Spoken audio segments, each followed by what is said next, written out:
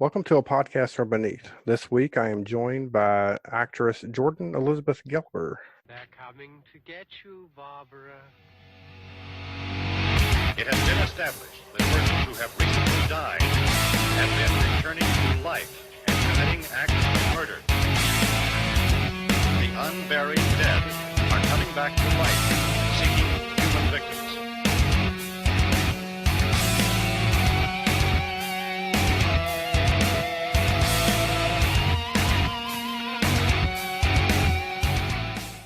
Jordan, how's it going? It's going pretty good, Pretty quarantine. good. Quarantine, yeah. Are you staying safe? Yeah, staying safe, staying in 23 hours a day. It's really exciting. Yeah, tell me about it. So we're going to start off. This is my default question that I ask every guest comes on. What's your favorite horror movie? Oh, wow. Wow, oh God. That sounds really lame. I don't know if it's considered a horror movie. I probably more like a suspense movie. I love The Cell. The Cell? I would consider that horror. But I think like OG horror movie. I haven't seen it in like probably 20 years, but like Chucky or something. or I really wanted to watch Puppet Master when I was a kid, but I never did. Oh no, you know what? Forget it. I would say the first Nightmare on Elm Street with baby Johnny Depp. I will say that would be my horror movie favorite. That is a good one. Most people that come on here default to Halloween, but yeah, I don't know. Halloween. I didn't really get into the franchise of Halloween until I saw like Halloween H2O, and then by then I feel like it was the uniqueness of why all those movies back in like the 80s were so kitschy and like had that feel to it. I feel like it was lost by then. And I really wasn't into it. And then when I found out that the mask was a William Shatner mask, I really just couldn't look at it the same. right. I was like, I don't know. Being a filmmaker, I feel like I'm really spoiled. So certain films, unless the story's really there, I kind of like sometimes tune out, and I just can see what's coming. So I think some stuff, not so much. I'm so jaded; it's so bad. So what's your favorite genre of film? Oh. That's a really good question. I love fantasy, and like sci-fi and fantasy. I love stuff like that. I love like epic storytelling. I used to be really into books when I was a kid, so I love epic storytelling. But I love a good like suspenseful film because it's like reading a good book or a good comic or something. Right. What made you want to be an actress? Oh wow, I've wanted to be an actress since I was like 8. I loved putting on like stories and telling stories. I'm an only child, so I was alone a lot as a kid. And the way that I would like engage with my parents, I would put on these little shows. And the minute that I knew what like an actor was, I always wanted to do it.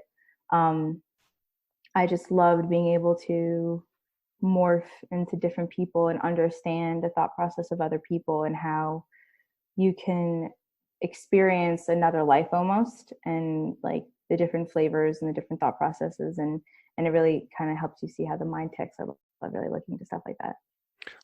How do you prepare for roles? Like how do you when you're playing, you find out what the character is, how do you prepare? And It's a good question. I think it really depends on the role. Some stuff I would say is really kind of cut and dry. You get a script and I'll memorize it. I memorize fairly well, so I try to like read it over once over when I get it, and then very close to the day of shooting, or maybe the theater and film is very different. But like if it's a film project or a TV project, usually I try to really memorize the day before.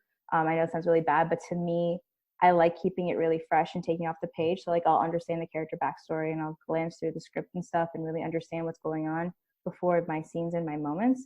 But I like to keep the text really fresh, and I memorize really fast. So for me and my acting technique, it really works. But when it comes to theater, I love rehearsals. So I really love seeing how many different ways you can put a character on its feet and make it live in different capacities. And when you're doing theater, you work sometimes in more of an ensemble, or there's other people who are on stage with you at the same time. When on a film, it's much more intimate. You can have a lot more smaller choices. So I love the breath of fresh air of opening to bigger choices. So I love really kind of exploring arbitrary ideas in both my rehearsal processes, but it's very different for me for theater versus film. Do you like stick to the script, or do you like to improv a little bit, or? I love improving. I think to me, I improv and like I improv a lot in my everyday life. I probably annoy the crap out of my friends, but when it's like theater, I do a lot of improv because there's a lot of ways that you can play with the dialogue. It really depends on the screenwriter or the playwright how by rote you really need to do things. If the director gives you free rein to improv, maybe it's like a physical improv or even just like a wordy improv. It really just depends on who's helming the piece and the freedom that the kind of puppet master gives you in terms of how much freedom you have with the script or things like that. But a lot of the time on film and TV, I sometimes have found there's more free rein to like say things differently or experience things differently. But I work with a lot of different like playwrights and writers who are like, I'm giving you the idea. I'm happy you're just breathing life into my character. So it really depends though. Some people are very strict, but I do love improv. All right. Now, were you in a band? Was I in a band? Yeah. I never was in a band. I always wanted to be in a band. I played guitar poorly. I just want to say that my guitar teacher is awesome, but I could not. I get easily distracted, so I was not very good at practicing. But I played guitar, and my guitar teacher and singing teacher had like a rock camp every summer. So they would put a bunch of students together to like write a song in a week and like perform it at their like recital concert at the end of the year. So I had a few chances of doing that. I always wanted to be in a band. My goal, like music was my first love. I wanted to be a musician before I wanted to be an actor. I'd probably say the same time, but music has always been a huge part of my life. I always wanted to be a rock star. My goal was to be like in a Runaways cover band. That was like my big dream. So. Now, were your parents like supportive of you being an actress? I think it's different now than when I was younger. I mean, people creating content today is such a much more quick process. So to parents around the world, I think they could see how you can really show more tangible nuggets in your career. But when I was younger, my parents were supportive of me being creative. But when they realized that I was really looking at a career choice, they were like, I don't know. So they've always been supportive in the sense of having creative expression. Now they're exceptionally supportive in everything that I do. When I brought my mom to my first big thing I booked a commercial, and I brought my mom to set, and it finally clicked into her that like, not only am I good at this, but like people like paid me to do it. So, Right. But no, my parents are really supportive. They really are like, they can tell how much I love it. And I think if for your child, the one thing that you want is them to love what they do. So I love what I do. Yeah, so they're supportive. I went to two different high schools. I went to half day performing arts high school, half day to regular high school. So they always knew I wanted to act and perform, and they're always supportive in me feeding my mind as a creative. But when I was like, no, this is what I want to go to school for, and this is all the stuff, they're like, what? So what school did you go to? For college? Yeah, I mean, did you go for acting or? So I went to Marymount Manhattan College, and that's where I graduated with Melissa Benoist, who's currently Supergirl. Nice. She was in my ballroom dancing class. I did not go to school for acting. It's probably one of the biggest regrets of my career. I got accepted to a lot of different schools, but I always wanted to be in New York. And at the time, I thought the only New York schools were like Tisch and Fordham, all the big name schools you hear about that were like a big college school, not just a conservatory. And I didn't get into them because I didn't have the grades at the time. But Marymount accepted me, and I decided that if I was going to act, I was going to go do it because I already been studying it like 6 hours a day for 3 years in my performing arts high school. So I figured if I wanted to act, I would go do it, and I would study something else. So I studied communication arts and graphic design. I was a double major, double minor in college. So I acted all through college professionally. Nice. What was it about Legit that made you want to direct it? Well, Legit, I wrote, produced, and directed it. It was for a client of mine. She was a fellow actress. Her name's Eve Austin. She puts together a lot of amazing productions, and she was working closely with Actors Green Room, which is a studio, like an actors like collective educational studio kind of classes thing. and there's a really bad description, but it's this place in New York City where a lot of actors come to take classes and one-on-ones and stuff like that. And they were hosting a 72-hour film challenge. And I had been working with her, producing and writing on one of her original shows. And she's like, I would love you to do this. I already have in mind how I want to get involved. And my goal is that I really want to play a madam. That's what I did, something different out of my wheelhouse I want to play. And so we wrote it and created it, and we did it in 72 hours. We wrote, directed, and edited it and submitted it, and it was great. Nice. It sounds like fun to do it in such a short time. Do you think that helped or hindered it at all? I love obstacles of any capacity. I feel like a lot of the time, if we don't give ourselves some sort of deadline, things become lax. So having the obstacle of trying to find a crew and they cast, she pretty much knew who she wanted to bring on board. She'd already spoken to her friends that if she did this, that would she be a part of it? So those things were still together, but like getting the locations and finding unique relationships to leverage and stuff like that, that was a lot of fun. Being able to, I like always saying, like, build a better mousetrap. So being in a situation where we had to find another way to get out of it and become successful from it was a wonderful challenge. I don't know if I would do that again. I think if I had a smaller crew and was going to do something more like guerrilla style, I would probably do it again. But in terms of that, I feel like for me, there was like a lot of cast members, which I appreciate. I love all of them. I'm friends with all of them, but I would have had less cast and focused more on cinematic and storyline options. But that's just me. Well, now you can try to maybe do like a 72-hour quarantine film challenge. Right. Every day a quarantine challenge. I feel that's been my hobby, is trying to see how much content can you create or be a part of while we're in this like situation where we have all this time to just make stuff. All right. Tell us about Starbaby Enterprises. So Starbaby Enterprises is my baby. I'm the CEO and founder of Starbaby Enterprises and now Starbaby Network. Starbaby Enterprises is a marketing and production firm. We specialize in creating and curating content at a grassroots level for distribution. So we work on both the marketing and digital marketing and outsourcing end of pretty much everything. And then on the production end, we have an in-house production team. We create content for our clients. We provide a lot of strategic marketing solutions through video content, because video is truthfully king right now. We work with a lot of different personal brands, kind of presenting their platform, whether it's like having webinars or doing PDFs or digital ads or website development, SEO, etc. We do pretty much everything, and being a one-stop shop really allows us to provide unique solutions for our clientele, because we're able to see the entire through line of what they're looking for. And now the big thing that we do in 2020 is we actually build television networks. So we launched our own television network, Starbaby Network, in April. And we did a soft launch because it's still in beta. Originally, we were going to watch it on Roku and Apple TV, but we decided to put it up online first so everyone could access it, not people with just those memberships to those devices. But yeah, the great thing is that I wanted to work and do something that I could create my own schedule, and I could provide opportunities and really be a booster pack to a lot of people that I saw that were extremely talented, but they just were getting lost in the noise of everything out there. And I really felt like I could navigate that for them and really provide a service of kind of being like, let me help you, and let me take you from point A to point B and show you how to do it so then you could take yourself to the next level. And if you need my help, I'm still there.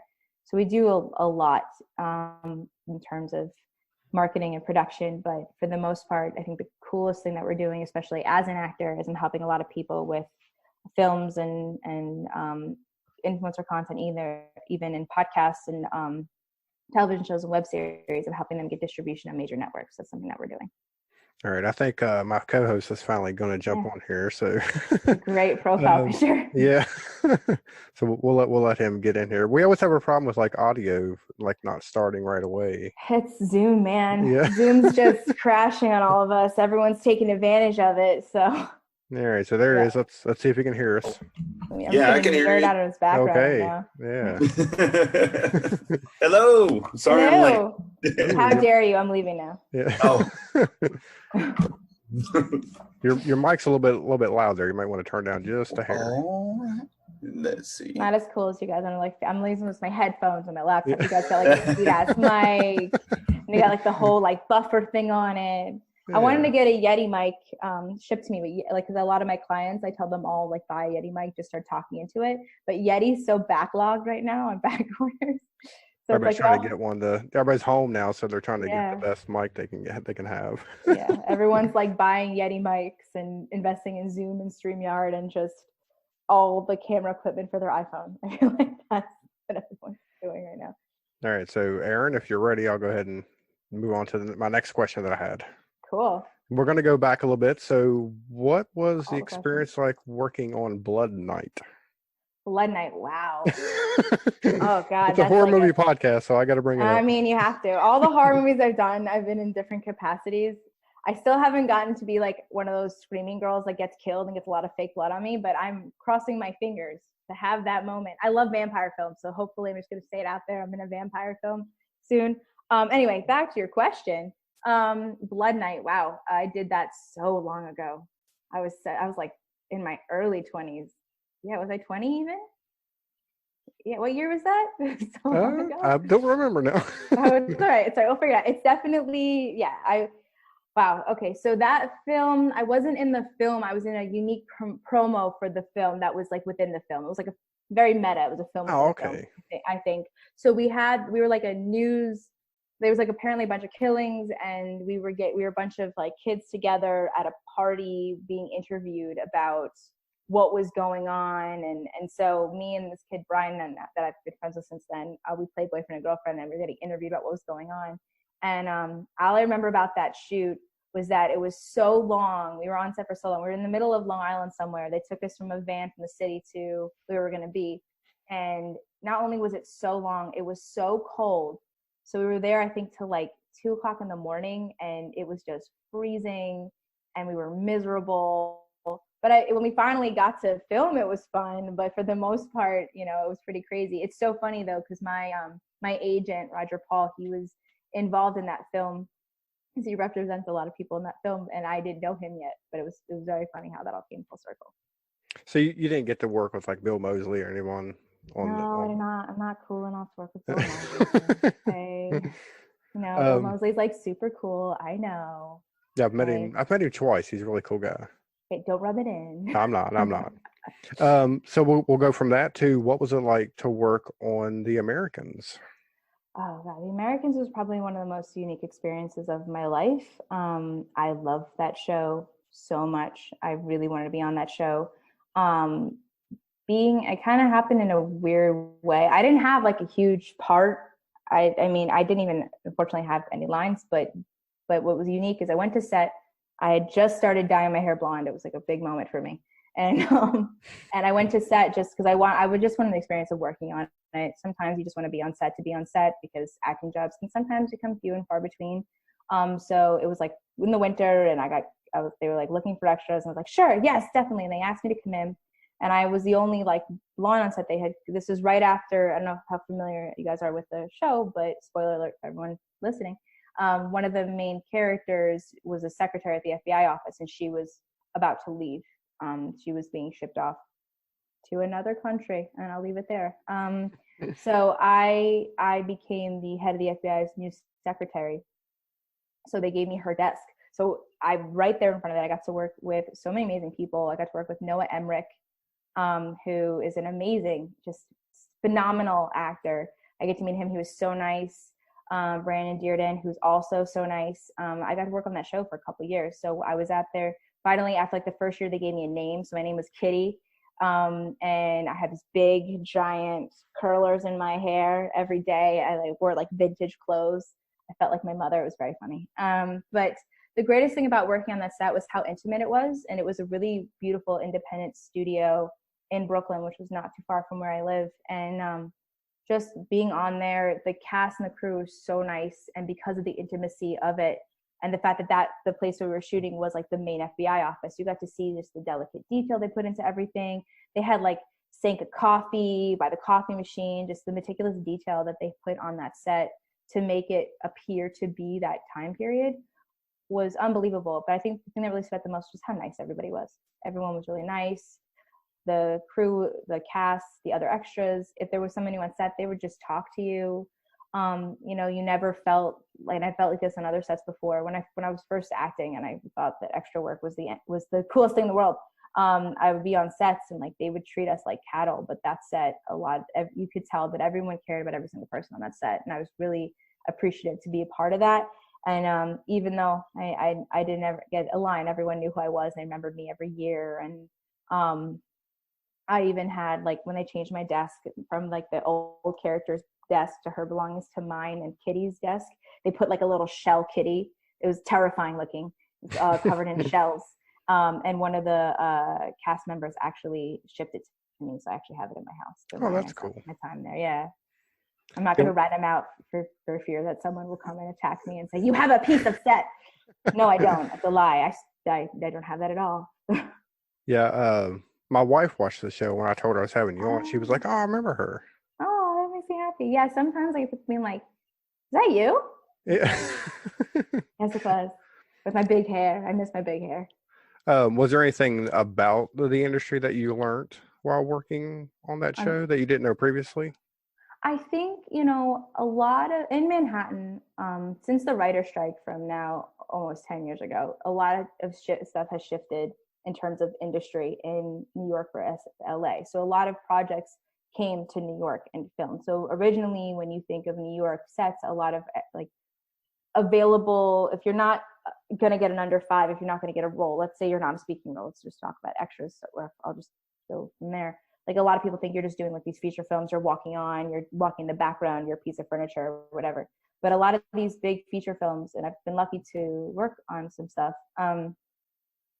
it's a huge thing. You have like this, the holding is 1,000,000 miles away, and we have to cut out certain things, these certain scenes, and a lot of stuff I've done. Even when I was on Monsters, when I had an under 5 on Monsters, I was a guest star or something. Probably saying it wrong today.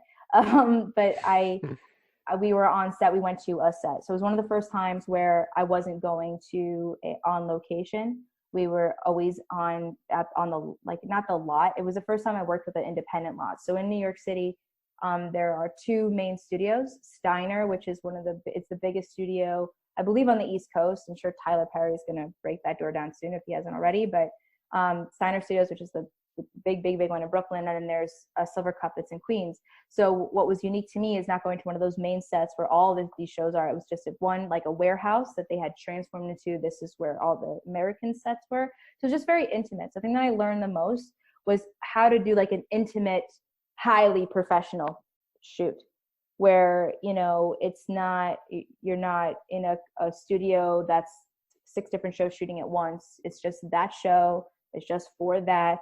It was just you had the ability to really connect with everyone. So the PAs, the AD, everyone, we kind of knew each other, where I don't think you get that chance on like big, huge feature films or some of these other bigger shows where, they're doing 6 different things at once. You have to make sure they're not overlapping and stuff. I think so. What I learned was just the joy of like a small independent production, because The Americans is technically like an independent drama. It's not, on one of the main networks. It was on AMC. All right. Aaron, you got any questions? No, I saw also you were on House of Cards. I mean, you've done a lot of stuff. I mean, thank you. Yeah. Yeah. No, I've done a different amount of stuff. Some of the stuff on there, like House of Cards, I did when it first, like, not when it first came out, it was on latest. I did only extra work on that, unfortunately. I don't have anything cool to say, but I've done a lot of great.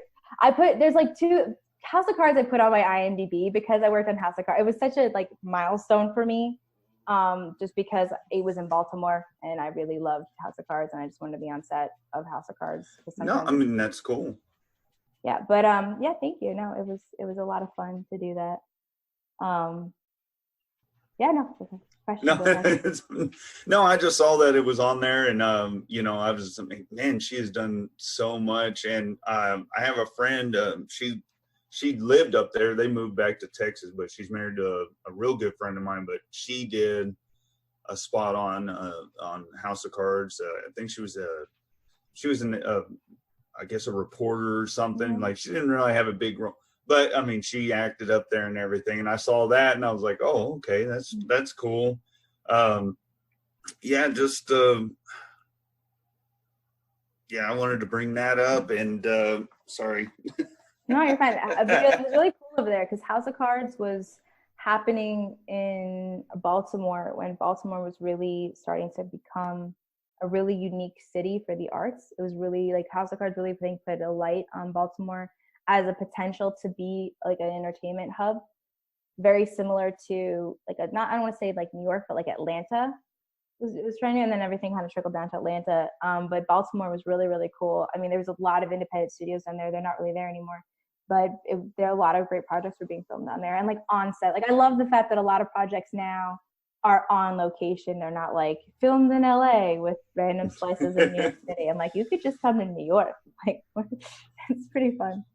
Yeah, and you were talking about being on The Americans and how that I really like when they do stuff like from a different time period. It is neat, and just hearing you talk, I mean, it takes a lot to make that happen, and I really appreciate that kind of thing, you know, especially if it looks authentic like that. Yeah, and I did watch that show for a little bit, but I really need to finish it too.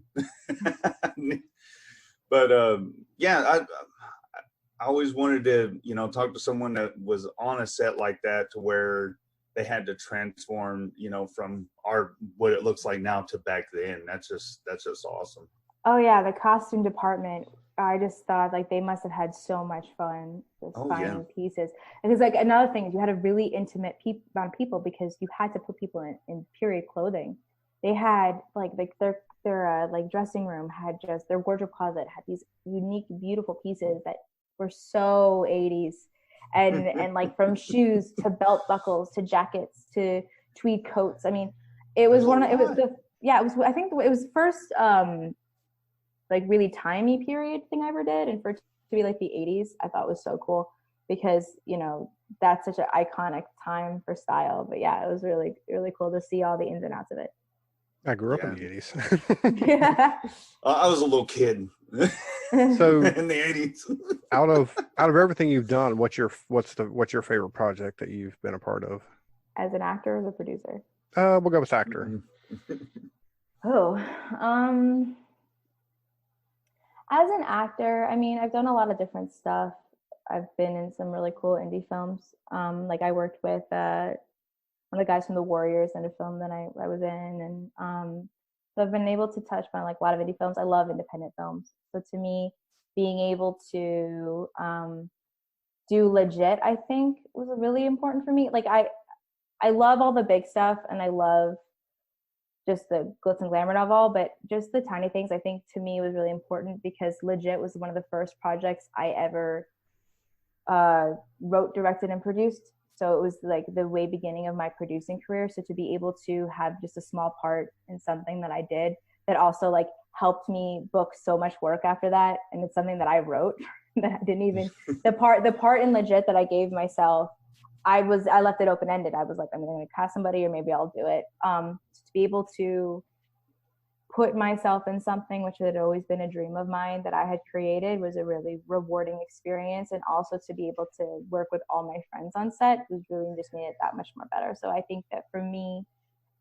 legit was really impactful because it held so much weight to so many other things. What else?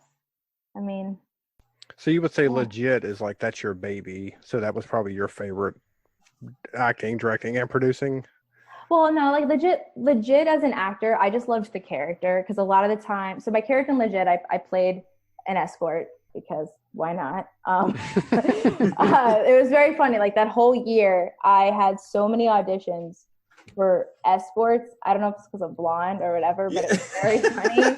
And I was trying to explain to my mom. Typecast. Well, the thing is, most of the time, because the industry has changed many ways in the last 20 years. And one of the first things is like normally when they see someone like me, they're like, "Oh, you're blonde. You're girl next door." I am not girl next door. I'm a bull in a china shop. I'm like, not gonna make that happen for you. So it was really funny to me. When I really started being more conversational about who I was as an actor and really connected to a lot of people that year, I just kept getting auditions, like really callbacks and like bookings as escorts. And it was so fun. I'm trying to tell my mom, like, Mom, like, don't worry. Because that same year is the year I booked Momsters. And in Momsters, I also played an escort. That was fun. I got to like model in lingerie and be like, Mom, I'm on TV. And no, Andre, I'm sorry. I love you. Don't watch it.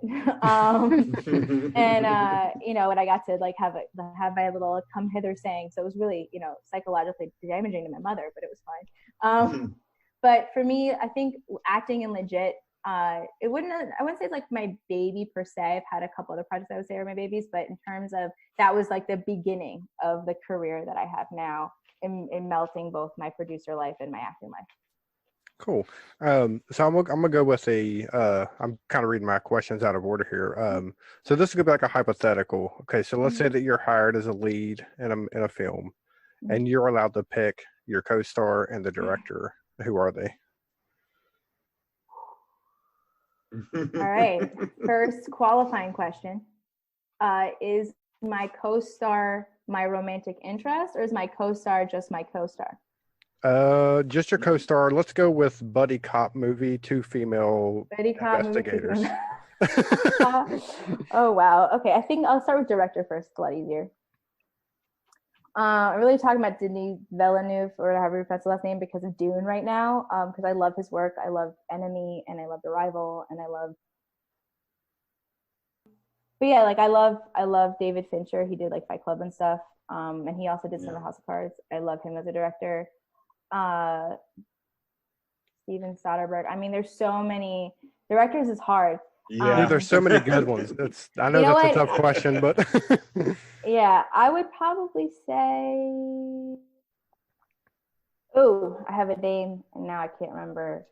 Rachel Talalay. I can't mess the name up.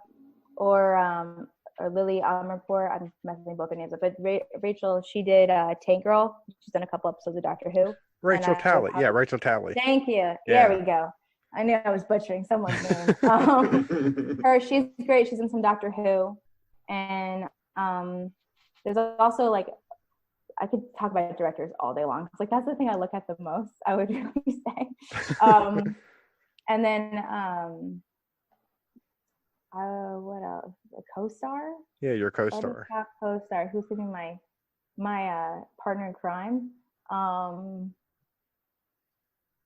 man. Of course, now I'm not remembering any girl actress's name. It'll come to me. Hold on. I'll just keep listing more directors while I'm thinking. Yeah. I would say, oh man, you know what I really like? I really like the girl who's in Zoe's Extraordinary Playlist. I forget her name. Watch, you're gonna say it, and I'm like, oh yeah, that's her name. She's great. She was in Don't Breathe or Don't Speak or something. Mm-hmm. And she's also was in Castle Rock, which is such a good show. Oh yeah. She was I can't remember her name now. I remember the first time I seen her was in the Evil Dead remake. Yeah. In Evil Dead, she was in Evil Dead. I love her style, and I've been told, like, a lot of people say that I like act like her, so I think it'd be funny to kind of do something crazy. We'd both be like two crazy girls. We could do like a girl version of Superbad. That's what I want. Like Booksmart, kind of like that, but like the girl version of Superbad. I would, she's really, really cool. I really like what she's doing. Castle Rock, she's great. She plays like Jack Nicholson's character from The Shining's like great niece or something. Yeah, that was really, I loved how they done that. That was cool. I loved how they did that. Castle Rock is such a good show. Oh my I still haven't seen season 2 yet, but I'm going to get around to it. Either. I interviewed Lizzie Kaplan about season 2 at Hulu's Halloween party at Comic-Con. And like, I was asking her about it. It's so cool. I need to like, now that I have the time, I just binge watch it in quarantine. That's good stuff. So you've done some, a lot of like Comic-Con or panels. Did you like doing that? And also you mentioned Tank Girl. Did you also cosplay as Tank Girl? I did. I love how you definitely stalked my Facebook. Yeah, no, I love Tank Girl. Tank Girl is probably one of my most favorite films. It's underrated. It's exceptionally underrated. Thank you. Okay, I watched it not too long ago. I love that movie. Oh my god, Tank Girl is good for so many reasons. First of all, love Lori Petty. Can't go Oh wrong yeah. with Lori Petty. Secondly, really like it's like Fifth Element steampunk before Fifth Element came out. Yeah. And then the soundtrack is amazing. And also the original Tank Girl is taken from the comic books that were designed by the same guy who does all the drawings for Gorillas. So it's got like everything awesome. I love Tank Girl. Also, Iggy Pop has a cameo in Tank Girl. What's not to love about Iggy Pop? Yeah, I'm a huge nerd. I don't know if you picked up on that. Just a little bit. Just a wee bit. Yeah, I really loved getting into the Comic-Con world, the fandom world, however you want to define it. I'm a correspondent for a channel called Fanbolt that actually is now going to be on my television network, which is pretty cool. So like we just helped support the virtual Pop Expo. We interviewed a lot of people. I'm a huge, massive Harry Potter nerd. So I get a lot of Harry Potter stuff, which is like probably the thing I geek out the most on. Did you audition for any of those films? I did not for any films. I did not run any of the films, but my big goal right now is to be in the new set of films. So they're gonna have 5 films. They've done 2. The filming for the third Fantastic Beasts film is completely on pause because of the quarantine. But I've been talking to some of the executive producers and stuff. So hopefully, knock on wood, it'll happen. That's why I really became like a big Harry Potter fan for last year, because I just wanted to immerse myself in the world and like meet the people that I want to work with, which I think is the best way to do things. If you want to be a part of something, you just got to start. You just got to dive in head first. And you guys know that from the horror genre is just like that too. Oh yeah. It's huge. What would you say has been the biggest challenge or obstacle that you've had in the entertainment industry? And do you think it's easier now with YouTube and everything? I would say the biggest hiccup I have with the entertainment industry from a performer perspective is up until I really accepted that I could make my own career, which is what I've been doing now. I really, I don't have the biggest thing. I mean, I've done a lot on my resume. I'm very fortunate. I'm very lucky. I've done a lot more theater stuff. Like I got to do some cool, there's a lot of like indie stuff on both ends. So like there's a lot of great indie films and indie shorts and web series that you could just perform and be a part of and do stuff now that I don't think you could do before. Like I was in an independent theater company. I got to perform in Russia. Like there's so many cool things that are small but mighty that I think are available now. So my biggest issue with the entertainment industry before then is just the fact that people for a very long time were living in a very succinct box where you felt like you had to fit in that box to become successful. And I fell into that trap for a while. Like I really haven't done anything really big in a couple of years because I've been really focused on making my own stuff and writing my own stuff and producing my own stuff. For me as an actor, it was just difficult because you get lost in that stereotype. Like you look like everybody else. How's anyone going to notice me? Oh, I have to, for lack of a better language, I have to kiss ass these other people or they're not going to take me seriously. And so once I changed my thinking on that and really disrupted my subconscious from like self-sabotaging myself, I really gave myself the permission to become successful.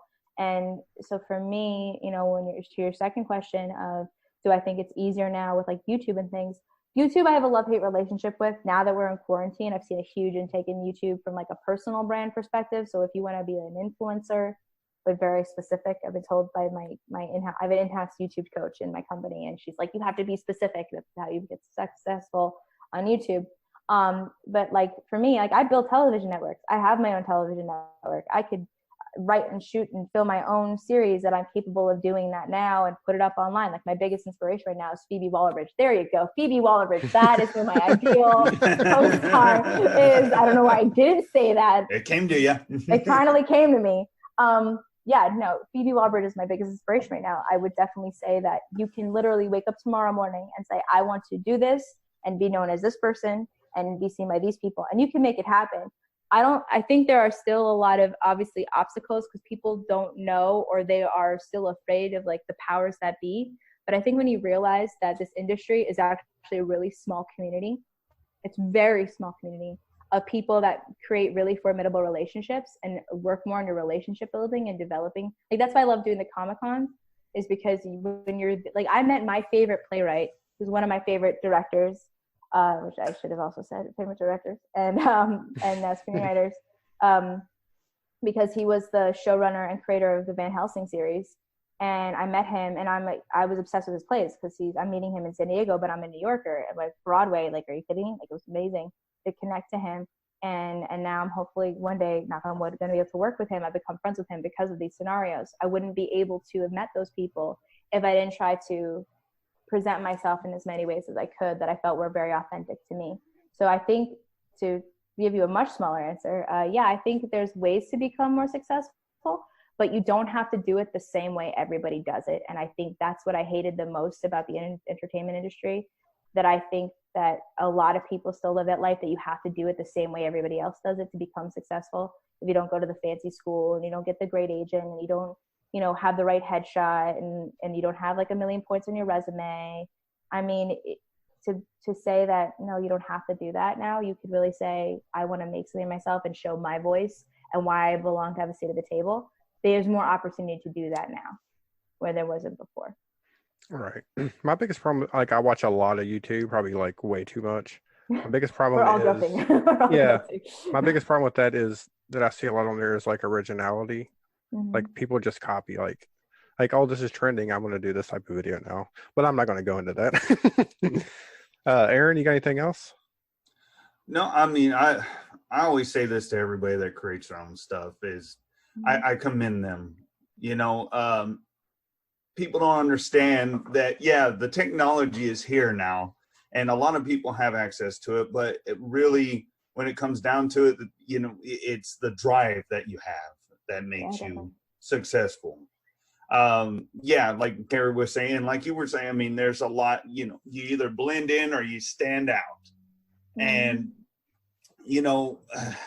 there's just too much stuff out there, and, people copying everybody, but I like how, you're doing your own thing, and you don't want to fall into the fold because you will be like everyone else, you will.